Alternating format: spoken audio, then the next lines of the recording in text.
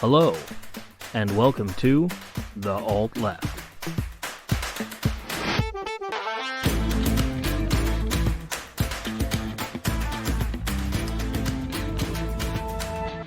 Welcome back, everybody. This is going to be a fun episode. I think you're going to really like it. We actually had a special guest on, Daniel Wilson. He's running for California State Assembly. You're going to find he's very far left for a running politician. I like everything he stands for. He's a good dude. We had a great time with him.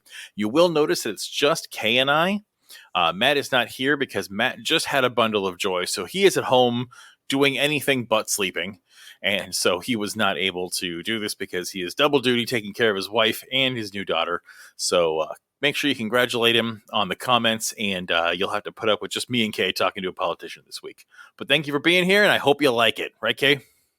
Yeah, it was really nice talking with Daniel. Good. Shut up and get back to editing. All right, fine. Welcome back, everybody, to episode 60 of The Alt Left. We've actually got an awesome guest today. We're continuing our tradition of getting a politician on here every few months. And today we've got Daniel Wilson, Ventura County, running for state assembly. Go ahead and say hi, Daniel. Hi, Daniel. Hello. Right as he's taking a drink of water, bro. Right. That was poor timing. So the reason we've got Daniel on, he's crazy progressive, super inclusive. You know, his basically, I mean, if I can speak for you here, I looked up, and I spent the last couple of days looking up your platform and getting to know it. And what I really like about it is not, again, something I actually typically struggle. I know you're really allied with the Democratic Socialists, but something I actually really struggle with them with is that it's just kind of token bourgeois reform. Yeah. And that's not what you're advocating for. You're advocating for complete renovations of entire systems. Like, you don't want access to healthcare. You don't want cheaper healthcare. You want healthcare as a human right. Yeah. I'm showing here you want housing as a human right. You want employment, education as a human right. And those are radical even amongst Democratic Socialists. I'm assuming I got all that right, but that's, for our listeners, that's why we've got him on. This is going to be awesome. So instead of me speaking for you, tell us what you're all about. Sure. Well, all of that was absolutely accurate. And to be honest, I have those same gripes with DSA National. And when I first got more interested in politics and when I started considering a run, I actually reached out to some people in the DSA National and asked, is there any intention of you all becoming a party? And they said, no, we're just building our foundation, our ground game right now. But this was just a year and a half ago. So, I mean, they've been around for a number of years. They're not like some of the Forward Party or the Movement for a People's Party or the California Party. So that are just now forming within the last 2 years. So I thought that was kind of, I was like, all right, whatever, that's y'all's decision. And so I actually went and I worked with the Movement for a People's Party for a while, not as a candidate, but as a local activist, just trying to get things done. During the pandemic, we protested at our congressional representative's house for we were demanding, cancel rents, cover people's mortgages, employment, cover people's payroll, stuff like that. We were demanding the people's stimulus. That's what it was.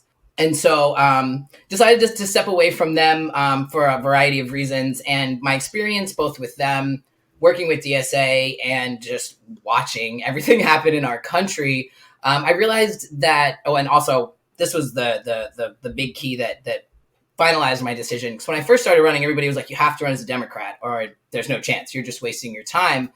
And what I found with all this work that I was doing, not only with the People's Party, with other groups, with DSA. So I would say you're absolutely right about DSA National. My local DSA has been on the ground doing some really awesome stuff. We did a statewide day of action, every statewide day of action last year for CalCare. My campaign co-hosted with DSA Ventura County. Fully agree with the National that they're kind of toothless and not standing up for, especially with force to vote. That was the final nail for me with DSA when I knew that they weren't even supporting something from their own playbook.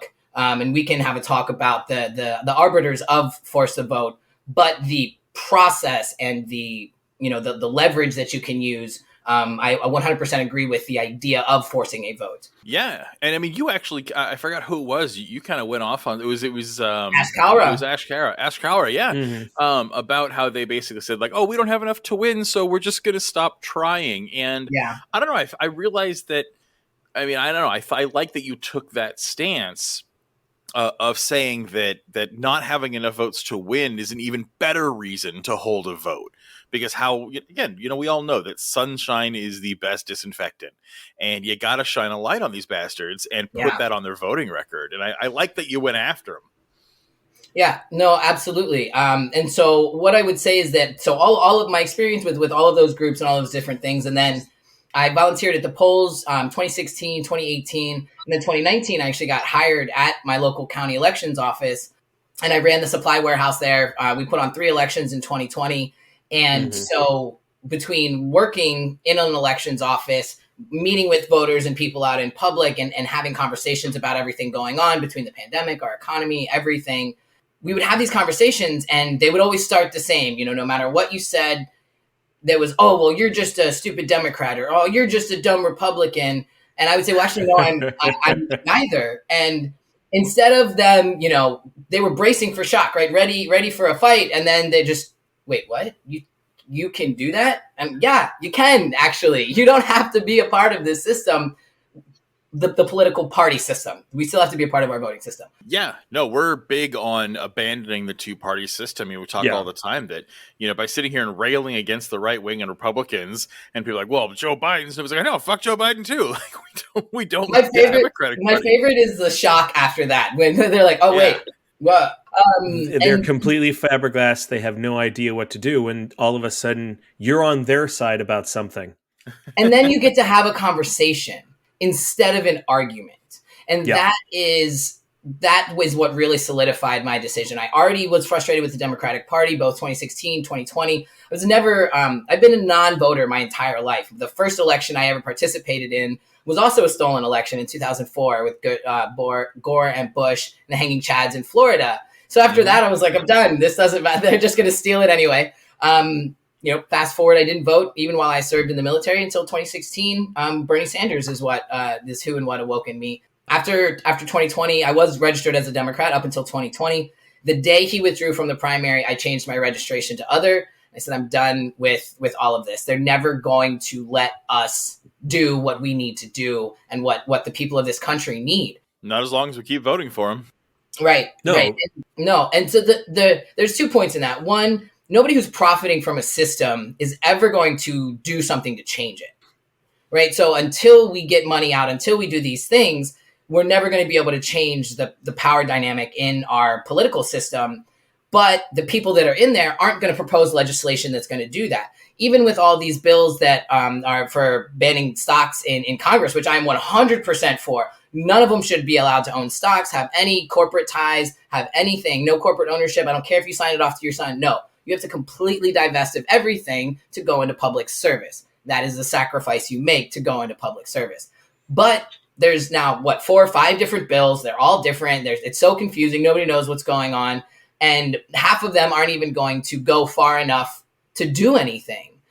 And so, so until we have nonpartisan people who aren't politically affiliated, people who can't be controlled by either party and are only beholden to their voters, that's the only way we're going to get this legislation proposed. That's the only way somebody's going to have the courage and the confidence to propose and put these legislations up for a vote. I don't care about embarrassing Democrats who are going to vote no. I don't care about embarrassing Republicans who are going to vote no, because then I'm going to be the one leading the primary challenge against anybody who stood against people's legislation.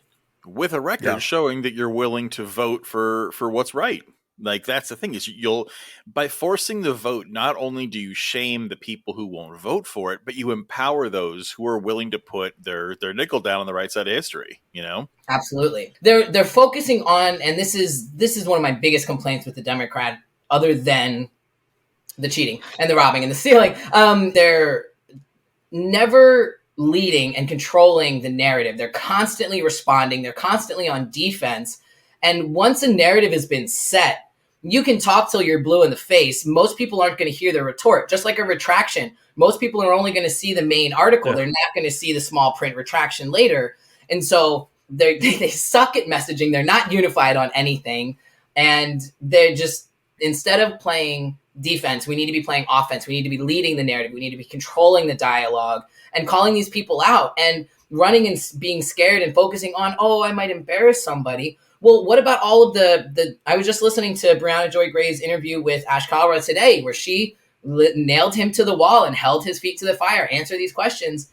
And, he kept saying that he had 26 to 28 solid yeses. Why are you more concerned with the people that you're going to embarrass than you are with the people who you could bolster and guarantee their reelection, guarantee that they get the contributions that they need? And so he's not saying that he's worried about embarrassing people. He's saying that he was more concerned with the legislation surviving. But no matter whether it passed or failed, you can put it up again next year. So all of that is on you, whether it's voted for or not. His argument was that the people who voted no, it would entrench their position if we made them vote rather than leave them open to persuasion. And I just think because that's people who will garbage. vote against people having health care are totally open to that debate. Like, it's 2022 and there's a global pandemic. If you don't decide that access to health care is a human right, no debate on the House floor is going to change that. You are either diametrically opposed to social safety nets, or you're just bought out by you suffer from campaign contribution issues, and that's it. And a healthy debate doesn't change either of those. No, because it's not going to take the money out of their campaign. Like it's not going to take the money out of their bank account. So the deal's already been done.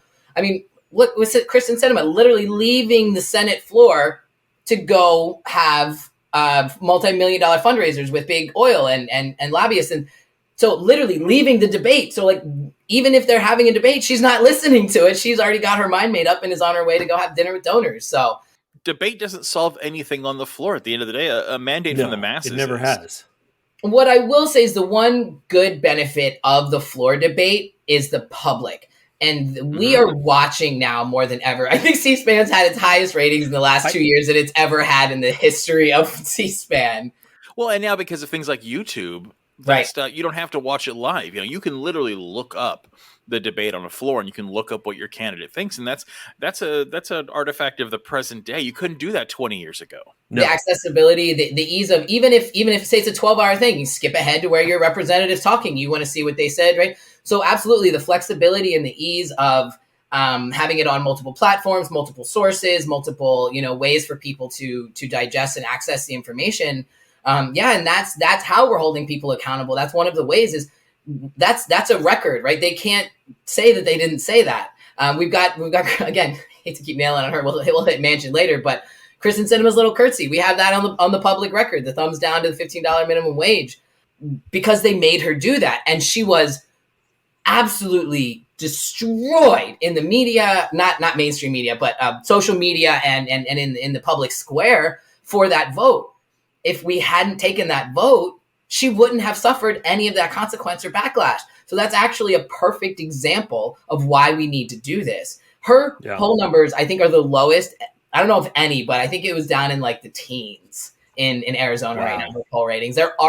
She can't be reelected until 2026, and they're already trying to get primary challengers to her in Arizona. They're done. Oh yeah, she's toast because the fact of the matter is, it's the only good thing about this two-party juggernaut. Is she went against the machine, and so she will face those consequences. And typically, I don't like saying that. Don't get me wrong; I threw up in my mouth a little bit when I said that. In her case, it's a good thing for us. But yeah, I completely agree that getting out of that it's the only hope. We are fast falling into a terrifying dystopia that no one thought would happen. Right. 50 years ago. Absolutely. And again, I think, it's so funny because I think part of for me at least, what I hear is the big debate is, well, you need to tone it down. Well, you need to ask for less. Well, you need to this. And it's like, no, what I want isn't radical. It's only radical in the United States. You say something like, for against, I'm looking at your platform here, or something I loved it, where you wrote on the Housing for All, where you're talking about how everyone needs to get housed and how you want to help first-time home buyers and you want to help people who are, challenged on housing. And you put no one sleeps on the streets. And that is something you never hear. You hear, I want to help home buyers, or I want to give rental assistance. But it's the same kind of like access to healthcare nonsense where it's like, but I'm still going to make sure it's tied to your employment. And it's that same thing where it's like, well, I'm going to give assistance, but you still have to find it your damn self and that kind of thing. But a commitment to ending the mandate for people to sleep on the streets, to say that everyone will have access to a roof and a bed, regardless of income, Yeah. is huge. Yeah. And I think that's not talked about enough. And I get it. It's one of those things where it's like the Democratic Party would tell you that that's crazy talk. That's Pollyannism. That's a shooting way too high. And it's like, what, to not want people to die on the streets in the richest state in the union of one of the richest countries in the world, where we have more houses than homeless people? Right. How is that? How is that not bare minimum? So 2 points on that. One, there are 17 million vacant homes. We have 500,000 documented, counted for homeless. Now that number's actually, I believe, way too low, because it doesn't include the, like how Bernie said, the uninsured and the underinsured. There's the unhoused and the underhoused. So people living in their cars, and you can't. There's no way for them to know. They're not going down every back alley and talking to finding. And that's the thing is, that's what they do is when they do the homeless census. Because I know people who do this. They do the homeless census, and it's who they can see and it's who they can count.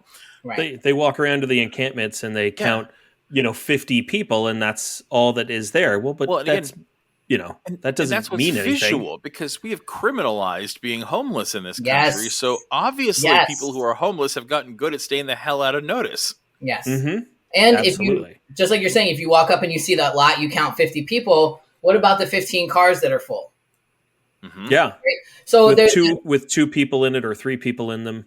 Right. And so the number is greatly low, but even if we double that, even if we say we had 1 million people in this country, which is probably closer to accurate, that do not have safe, secure housing, we have 17 million vacant homes.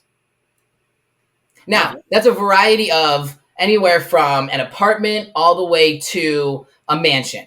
And now, I hate when people, you're just going to put homeless people in a mansion. Nobody said that, asshole. Nobody said that. Stop it. You're being so hyperbolic and ridiculous. Saying and guaranteeing that everybody has a house doesn't mean that we're going to put every person in a mansion. It means that when say you've got an apartment complex down the street that your city knows it's got 5 vacant spots in it for a year. Well, let's put people in those 5 vacant spots, right? It's not about making sure, and I have this debate with people a lot, especially when they're like, oh, you're a socialist or you subscribe to socialist policies, but you drive a car. Look. Yeah? Funny, so you want to change the world, but you live in it. Ha All right. And here's my retort to all of that. Socialism and socialists and people who ascribe to any of those policies or ideals we do not want, it's not about making sure everyone lives in a burlap sack. It's about making and not having nice things. It's about making sure that everyone can have access to nice things if they want it. It's about making sure that we all have a good quality standard of life, and that the things that we purchase and the materials we use aren't gotten from some sort of exploitative labor, right? It's not about not buying things. It's not about not participating in our market economy. It's about exploitation, how people are paid for their work, how we're getting the things, and all of that. So it's not about, socialism is about not having nice things. Socialism is about, we want everybody to have nice things, but not for free. Because that's another argument that I've been having. For all doesn't mean for free. Because you know what? We all pay our taxes. Anything you get from the government, therefore, is not free. Absolutely. Yeah, that's always my favorite thing, is that we pay these giant chunks of our income in taxes. And then these right wingers or even the centrists, I mean, they're so pressed when that money could be spent on bettering people's lives, and it's like, what do you think it's for? Yeah. Did either of you see Ben Shapiro get owned by a 10-year-old? Yes, I like watching Ben Shapiro get owned all the time. So my favorite part is at the beginning, he says, the government, we pay way too much money and the government gives you nothing for it. Yeah, we actually agree with you on that. So why isn't your argument, give us more stuff? Like, thank you for making my argument for me, Ben Shapiro. Why is the argument not stop spending so much money on the fucking military and politicians and all of those things that we don't need, and start spending a little bit of money on some housing, some healthcare, some social programs, the things that money was supposed to go to. Well, and it's such an obvious, I mean, again, it's the conservatives in the United States have really stopped, I've just started saying the quiet part out loud all the time. What was it, just yesterday? Or was it the day before? I think it was yesterday when the Nazis had a banner drop over the 101 in Ventura, where they Yeah, actually I did not see this. Oh, there was a huge it's banner drop where they quoted Hitler. yeah, I mean, it was bad. It was real fucking bad. yeah. And it's We were getting pretty emboldened upset. all the time. And so this idea, so they're not even anymore, well, I want to be fiscally responsive. And, oh, no, I just don't want to go into debt. Now they're literally just saying, like, well, starve. Yeah, yeah, yeah. Making sure the kids have school lunch is spoiling them.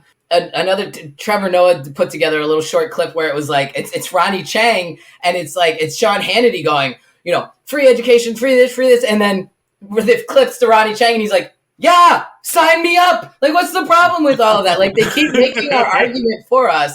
And that's what's probably one of the most frustrating parts about the Democratic Party is that they could just knock everything out of the park. Like, even it's gotten to the point where even 50 to 56% of Republicans support some form of Medicare for all. That was before the pandemic. Now that they've had free healthcare through the pandemic, no, I know some people got slapped with bills and they're having to fight that, but it was supposed to be that any COVID treatment was free. Shots were free, tests were supposed to be free, all of that. Yeah. Congratulations, you now have had socialized medicine, and we're mad when it went away. That's one argument. You can't put that. We can't put that rabbit back in the box. So I'm excited about that. The people who will scream about socialism will complain their Social Security check didn't come on time, or where's my Medicare? Bingo, bingo. Mm-hmm. What I've been doing recently is actually engaging with a lot of conservatives and libertarians, and some of the best kind of flipping their argument on the head things. You're washing your hands afterwards, right? Yeah. Okay. I work in a restaurant. I wash my hands all day, every day. So no, but actually, that's what I love about what you all are doing is we can't just write people off. Now, there are some people that you are never going to reach, but if we don't try, we're never even going to reach the ones that could be reached. And so, full disclosure, both of my parents voted for Trump in 2016. I know that they are not terrible people. I know that they are not racist. My mom actually said to me right before she voted, I just want somebody to fuck this shit up. I'm tired. I'm tired of it. And what a lot of people don't talk about is the extreme overlap between Bernie voters and Trump voters. Not only from the 2016, but also the 2020.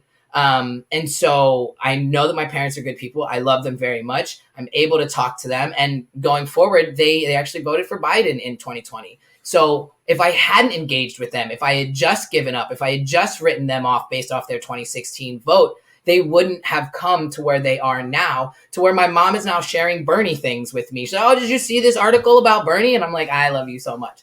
If I didn't engage, if I just wrote them off as terrible people, as the basket of deplorables, then we lose the opportunity to shift. And if we don't snatch them, if we don't grab them and engage with them, somebody else will. And speak to the desperation and the suffering and the pain that they're feeling and provide them with responses that are actually more destructive and that are not solutions, rather than, bringing them to the light and showing them how we can help one another. And there's plenty to go around, and there's plenty to do what we need to do in this country. And I think that's a good place to be. It's definitely not me. That is definitely more Matt and Kay.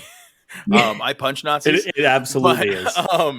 But I think there's a place for both, and I think especially, and again, it's easy for me as an outright outspoken communist to go out and say this, but I think I'm not running for state assembly. I'm not running for office, and I think you can't have the attitude of, well, if you're going to quote the 14 words, then I'm going to knock your teeth out. Like, you can't have that as a politician, because you have to be able to represent constituencies, and you have to be able to give a shit about people you hate. And that's okay.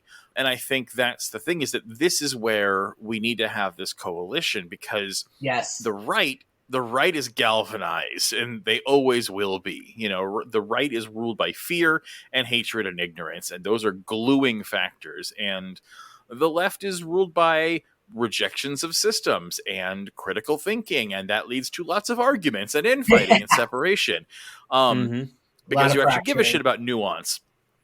And that changes things. And I think that it needs to be one, like, we can't fall into that trap. And I think it's the trap the right will especially always push is well, if you disagree about this one small thing, we can't be friends. We can't be allies. Like, no, we are allies. Again, you and I may disagree a little bit on our handling of right wingers, but we agree on every single policy you want to enable. You want to decriminalize drugs. You want to get people out of prison. You want to end the profiteering of human slavery. Yeah. I don't give a shit what I got to do to make that happen. These are things that affect masses of people, and we've talked about this on the show. We are at a turning point. Yeah. Where we are either going to accept that this is the fascist police state we want and we deserve and we're going to take, or we're going to change it, but it's not going to get changed by voting blue, and it's not going to get changed by hoping Nancy Pelosi will save the day and other rich corporate dinosaurs will come in and save you from fascists, because that's not how it works. No. The only cure for this stuff is actual human compassion, human empathy, and left-wing ideals of socialized government services. And that's, you have to put medicine in a wound, you can't just hope it goes away. Right. And several points on that. And what's interesting is because when I disarm people by saying I'm nonpartisan and we're able to have that conversation, I've actually been able to convince, and one of my really good friends who's a conservative votes Republican, but she styles herself a Teddy Roosevelt Republican, where she wants small government and to save the parks, right? So, but I've never been able to get her on board for Medicare for all until 2 months ago. And I've been friends with her since 2015. But I finally got her on board because I finally found the argument and the way to get through it. And so not everybody's going to spend that much time. This is just a very good, awesome person that I felt was worth it. But in quick conversation, what I've been able to point out to people is, okay, you want capitalism, you want the free market, then you should actually want universal healthcare, because that will force the healthcare insurance companies to compete. Because I heard somebody say that, if you do single payer healthcare, that'll destroy market competition. No, it won't. It'll guarantee that we've got somewhere else to go. So they will actually have to serve us. They will actually have to provide us better services to justify their money, because they know we don't have to go there. They have to because you can go to the hospital down the road instead of the one that's right next door, because you're going to get better service there. And it's a bunk argument factually, because not just like, well, it wouldn't, or we're in a posture of the future. We can see this happening now all over the world. You look at Canada, you look at all over Europe, you look at Finland, Norway, Sweden, the UK, anywhere. Pick a spot, and all these nations that provide national health services and socialized medicine have robust and highly profitable private systems. You live in the UK, you have cradle to grave national health service. It's actually pretty damn good. Yeah. You also have Aetna. You can absolutely pay out of pocket if you want top tier quality care. Right. And so there's several misinformation campaigns baked into that with, it's going to destroy private healthcare. It'll ban private healthcare. The one of the worst ones is it'll replace the VA, which is absolutely not true. And it'll actually help the VA. Another conversation with that is that, again, and you're a capitalist, you want small businesses to thrive, you want a better, more robust economy. Nobody works better than a healthy, well-fed, well-educated, well-rested person. You want maximum output? Let this person go home and sleep every night. Make sure that they can go to the doctor's office when they're sick. Make sure that they stay home when they are sick, because then you're not going to deal with an entire office going out for the next week. Right? Like, these are in the business's best interest. So why are you fighting it? You really want to help small businesses? If we do Medicare for all, if we do CalCare in California, small businesses are no longer capped by the employment number, where once you reach a certain number of employees, you're mandated by law to provide them healthcare. That is a significant, almost like a 6-figure jump for a small business to go from not providing anybody healthcare. They don't just provide it to the 2 people that they increase, right? They have to then provide it to their entire company of people they've already been working. It's a huge increase that a lot of people can't handle. If we provide them Medicare for all, they no longer have to worry about that. And then all that money they were paying for benefits or not paying or not growing, then they get to hire more people and grow. And I had a rancher, Kayuma Lamb, the owner I met with, and she was sharing with me, and I hadn't heard this argument. Another way it'll help businesses is it'll absolutely destroy, in a good way, the need for workers' comp insurance and the cost of it. Because if everybody's got guaranteed health care, if it's affordable, your cost of your risk goes down with the workers' comp cost. So that's another thing that is strangling businesses. So again, Republicans, conservatives, you want small businesses to thrive, you want businesses to be able to do what they need to do and compete, you're going to want cow care, because it's going to make the healthcare companies compete. It's going to make the doctors compete. It's going to make everybody compete for your services, because you're no longer guaranteed to them by your employer. Yeah, and there's something that I feel there's almost like this summation of a lot of what you propose, and I don't see it ever talked about on your Twitter. I don't see it discussed on your platform, which I find interesting, because it all leads there is things like prison recidivism, where you're talking about employment and free job training for people. Yeah. You're talking about education for anyone. You're talking about decriminalizing drugs. You're talking about housing as a human right, healthcare as a human right, a wage tied to cost of living, not some arbitrary number like 15 that no longer is a living wage. Right. And what this, again, if, to me, this screams like someone who's definitely trying to stop the recidivism of felons and trying to get people who have served their time back into society. But I don't see you talking about that. So I wanted to ask you, is that something that's part of your thought process and campaign? Absolutely. So we're still working on building out and expanding the platform. I've got several more chunks of sections that are going to be added. And then each of those bullet points, you're going to be able to click on them, and then it's going to expand. We're working on building all that stuff out right now. So you're absolutely right. I have not mentioned it because I was trying to keep that page just short and brief for the overview.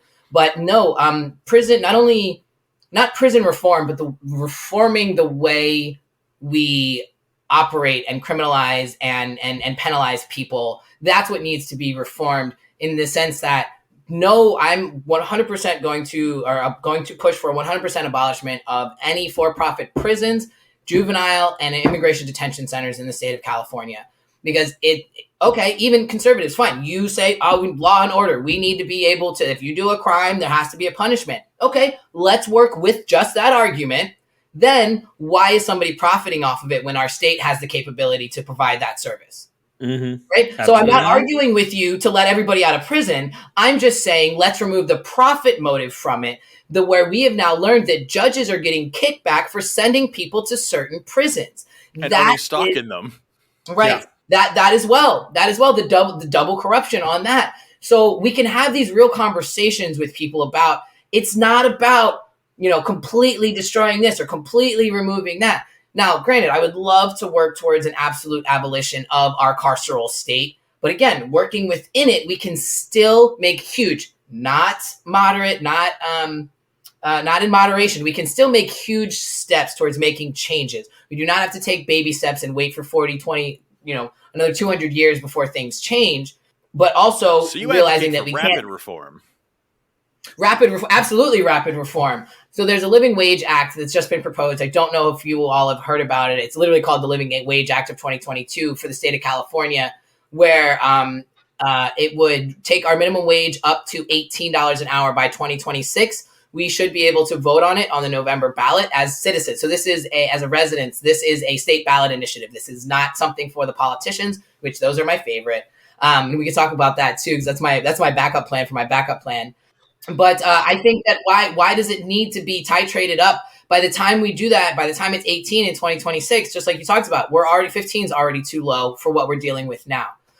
So this tailoring it out and this, we need to expand and we'll do this here and this here. And I'm, huge Bernie fan, but just like we talked about earlier, I can have disagreements with a person and disagree with certain decisions they make or certain actions they take without absolutely destroying and, canceling the person, right? I still 100% support Bernie, but I did not think that his Medicare plan actually went fast enough, even with the most recent one where it was going to be, I was like, what? It's going to be 20 years before it hits 20-year-olds, or more. That's too long. Why are we, granted, yes, the more senior generation needs it sooner, but there's no need for it to take that long for us to do this.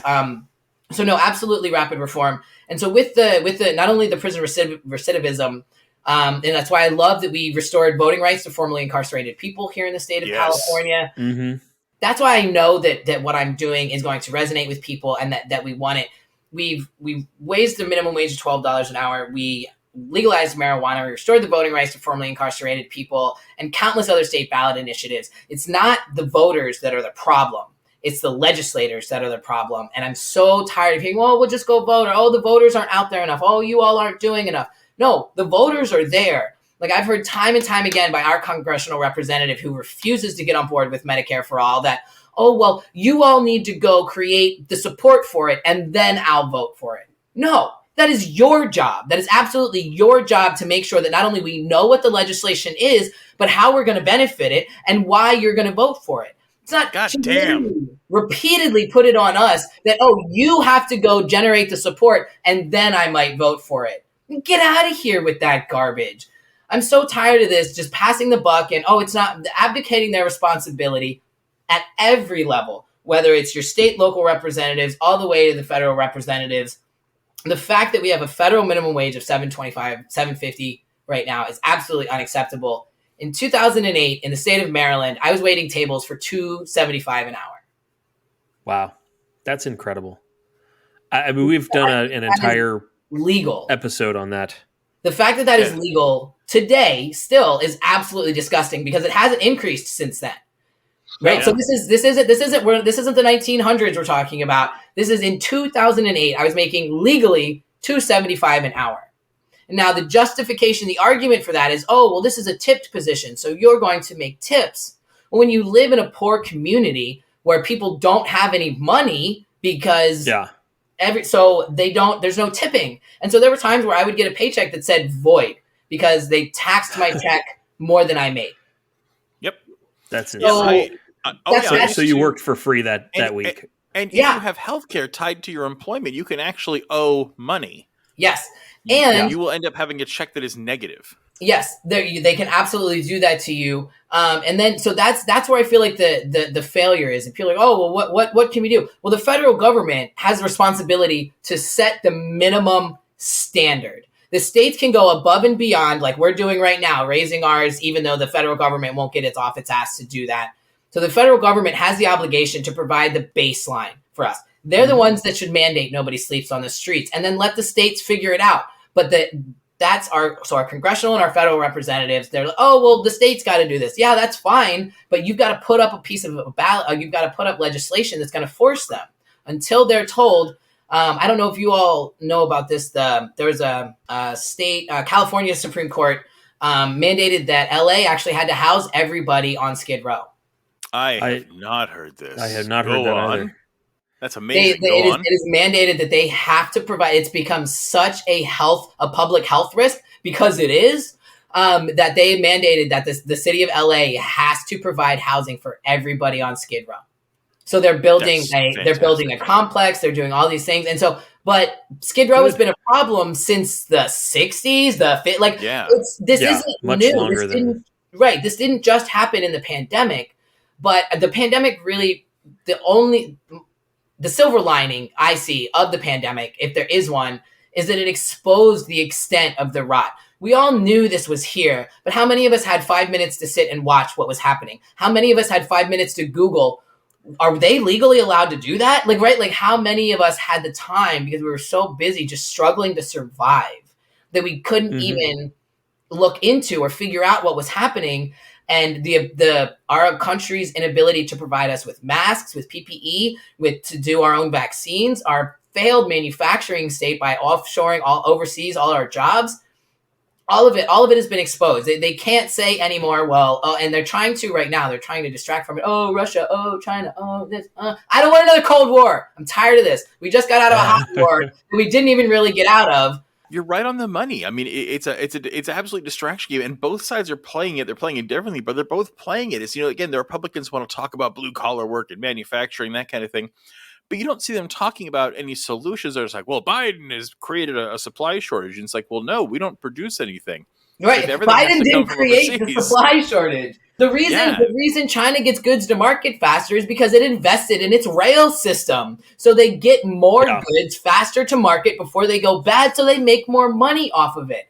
Hello, like, so that again, and they're like, oh, we can't afford to invest in infrastructure. We can't afford to not invest in infrastructure. Like keep kicking the can down the road. We've been doing that for decades now. We've got dozens of bridges in the state of California that are failing and ready to collapse. And then they keep running on these mediocre, oh, we're going to put a Band-Aid here and a Band-Aid here. We are bleeding and never actually fund it. We are bleeding out. And then when they do, if they even do pass a bill, like what's happening with all our gas tax money right now? It's being siphoned by private contractors. It's going to, finally I'm seeing roads being repaired, but.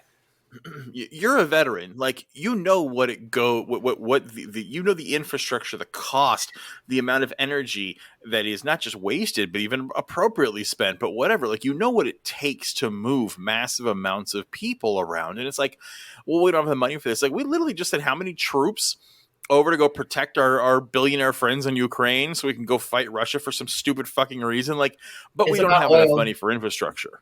We can't pay a living wage. Right. It's always about oil. It's about oil. Foreign policy. It's always about oil. Oil and oligarchs. Money is power.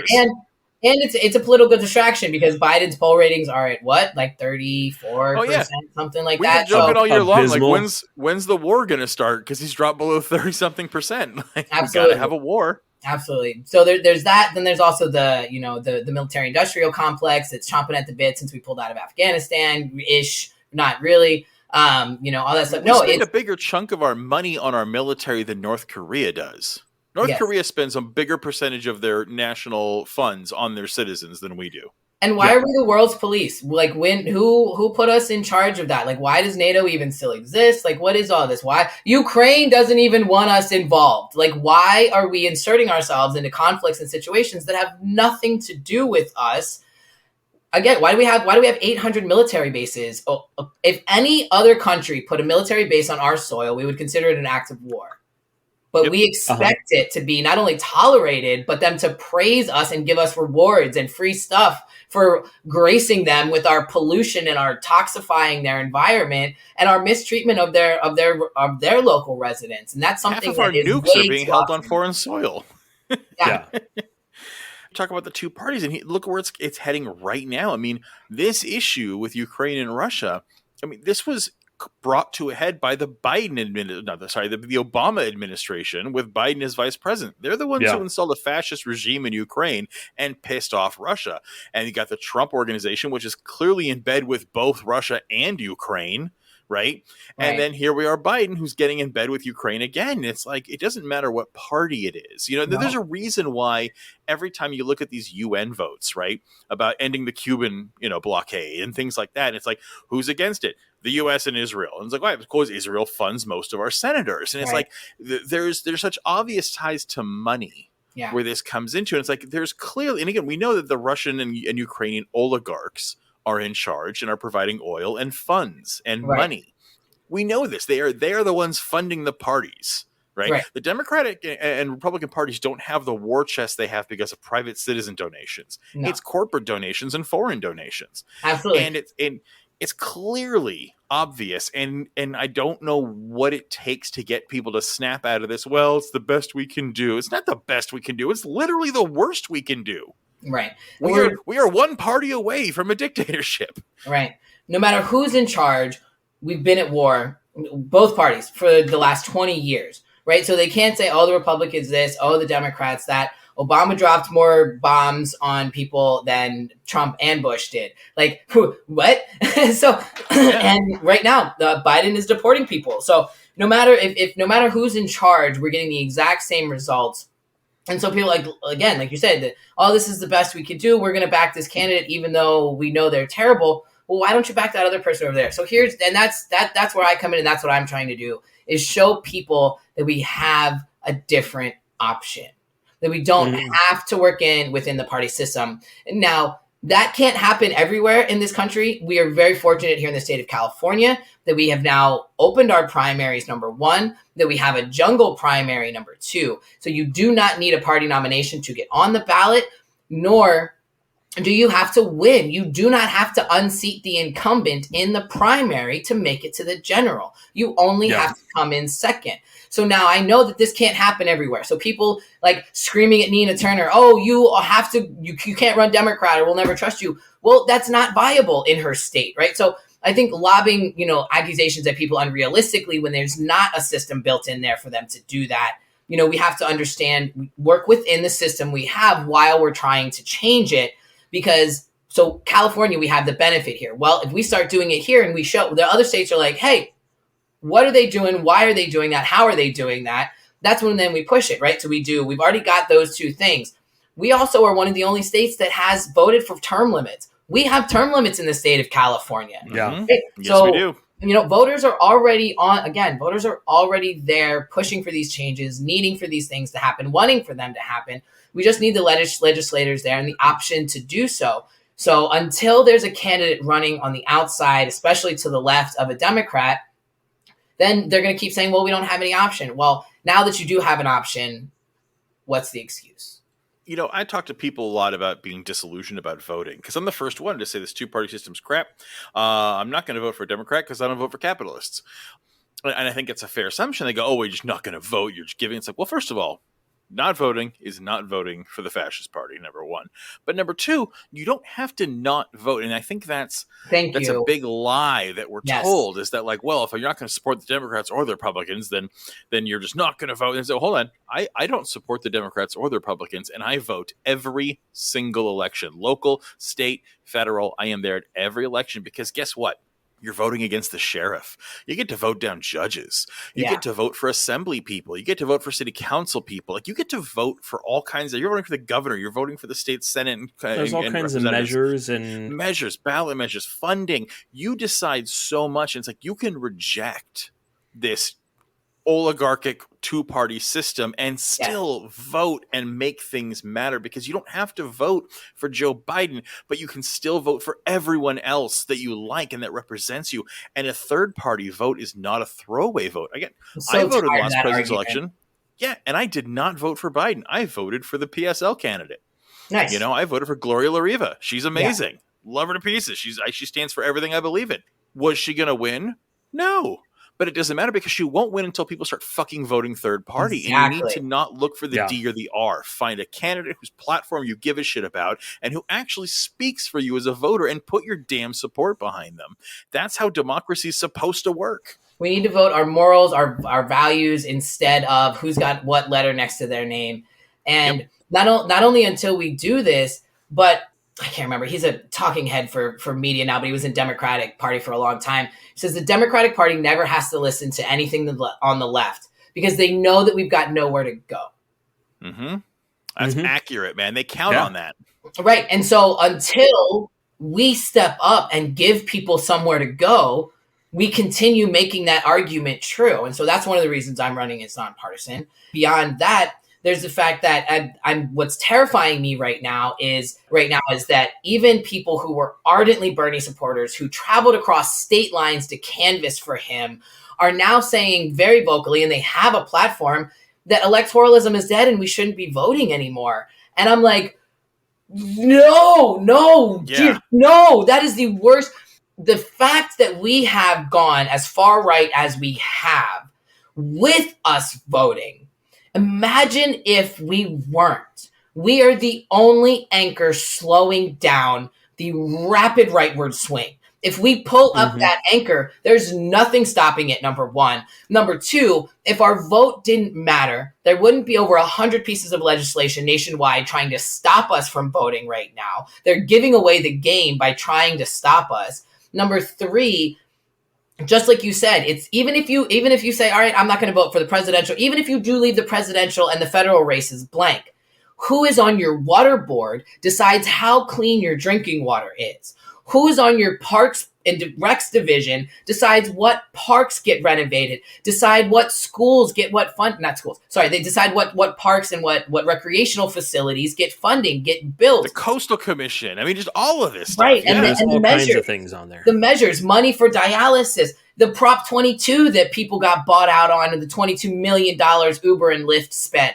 They bought a ballot initiative because, and it's not, that one's actually not people's fault. That was intentionally extremely dubious language that confused people. I had incredibly intelligent friends, they're nurses. They were like, oh, I voted for that because I thought it was for the workers.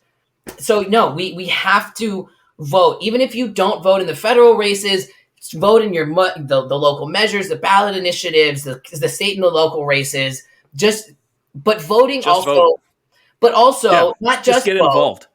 Just get involved, right? And that's the other thing is we're tired of hearing, "Well, go vote. You should have voted blue." Like I was so disgusted when Texas went through their cold snap, and people were tweeting, "Well, you should have voted differently." I don't give a shit how somebody voted. They do not deserve to freeze to death because their state has decided to prioritize profits over the safety and welfare of their people. You do not deserve to die because your politicians make bullshit. It wasn't just the people that voted for it that were dying. Exactly. Not only that, but even everyone was dying. So blue, right. Not only that, but even the people who did vote blue, their districts have been so gerrymandered and so watered down that their vote no longer doesn't matter in those areas. Not that all votes don't matter. But voting also isn't the end all be all, because we're seeing right now, I voted my heart out for Bernie Sanders. We saw how that went, right? So that's where it's a both and for me. It's not just a streets activism and organizing. It's not just a voting. We need to be in the streets, marching, organizing, agitating, being active, and going to the polls to vote as well. It's a both and, because we need to put pressure on these politicians, but we also need to vote in politicians that are going to fight with us. Yeah, because people's lives are in the mix. Yep. Absolutely. I know you're running, but before you go, plug yourself. Like, I know, because people who are in your district, obviously anybody who's in Ventura County, we need to vote. If you're I'm sad I'm out of your district by like 8 miles. Oh, wow.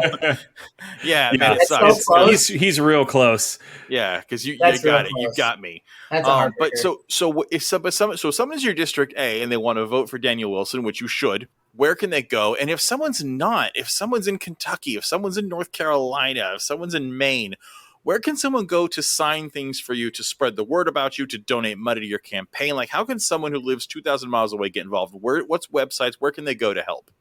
Absolutely. So my website is votefordaniel.com. So vote, FOR, Daniel.com. It's really easy. So it's an action and it's my name. So go to there really quick.